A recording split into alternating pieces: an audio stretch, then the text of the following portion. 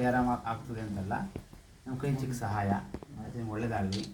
ಈಗ ನಿಮ್ಮ ಹೆಂಡತಿಯಂತೂ ಕಳ್ಕೊಂಡ್ರಿ, ಆಯಿತಾ.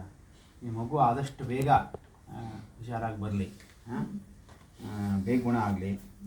ಮತ್ತು ಏನಾದ್ರು ನಿಮಗೆ ಇನ್ನೂ ಸಮಸ್ಯೆ ಆಯಿತು ಅಂದರೆ ಹೇಳಿ. ಒಂದಷ್ಟು ನಮ್ಮ ಸ್ನೇಹಿತರೆಲ್ಲ ಇದ್ದಾರೆ, ನಾವೇನಾದ್ರು ಮಾಡಿ ನಿಮಗೆ ಅದು ಅನುಕೂಲ ಮಾಡೋ ಥರ ಮಾಡ್ತೇವೆ. ಒಟ್ಟು ನಾನು ನಿಮ್ಮ ಒಟ್ಟಿಗಿದ್ದೇವೆ, ಹೆದರಿಬೇಡಿ. ಒಟ್ಟು ನೀವೇನಾದ್ರು ಬಂದರೆ ನನ್ನ ನಂಬರ್ ಇಟ್ಕೊಳ್ಳಿ, ಆಯಿತಾ.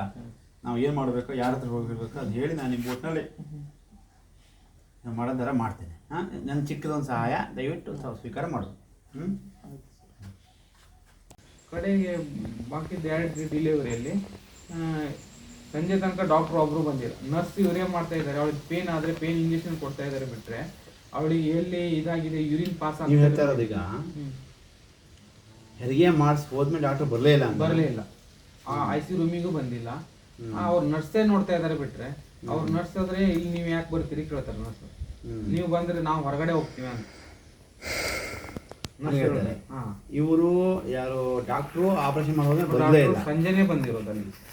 ಬೆಳಗ್ಗೆ ಎಷ್ಟೊತ್ತಿಗೆ ಆಪರೇಷನ್ ಮಾಡಿದ್ರು? 10:30ಗೆ ಆಪರೇಷನ್ ಮಾಡಿದ್ರು. 10:30 ಆಪರೇಷನ್ ಮಾಡಿದ್ರು ಡಾಕ್ಟ್ರು. ಬರೋದು ಸಾಯಂಕಾಲ 7:30ಗೆ. ಅವ್ರು ಹೀಗೀಗ ಅವಳಿಗೆ ವಿಸರ್ಜನೆ ಇದಾಗ್ತಾ ಇಲ್ಲ, ಯೂರಿನ್ ಪಾಸ್ ಆಗ್ತಾ ಇಲ್ಲ ಅಂತ ನಾವೆಲ್ಲ ನಮ್ಮ ಅಕ್ಕ ಕೂತಿರ್ತಾರೆ ಅಲ್ಲಿ, ಒಬ್ರನ್ನಲ್ಲಿ ಕೂರ್ಸಿಟ್ಟಿದ್ದೀವಿ. ಅವರಿಗೆಲ್ಲ 500 ml ಆಗಿದೆ, ಇವಳಿಗೆ 100 ml ಆಗಿಲ್ಲ. ಅದು ಕಡೆಗೆ ಬಂದು ಹೇಳಿದ್ವಿ, ಇವಳಿಗೆ ಸಿರ್ಕೆ ಜಾಸ್ತಿ ಆಗಿತ್ತು. 7:30 ನಂತರ ಮೇಘನ ಬರ್ಕೊಡ್ತೀನಿ, ತಗೊಂಡೋಗು, ಯೂರಿನ್ ಪಾಸ್ ಆಗ್ತಾ ಇಲ್ಲ ಅಂತ.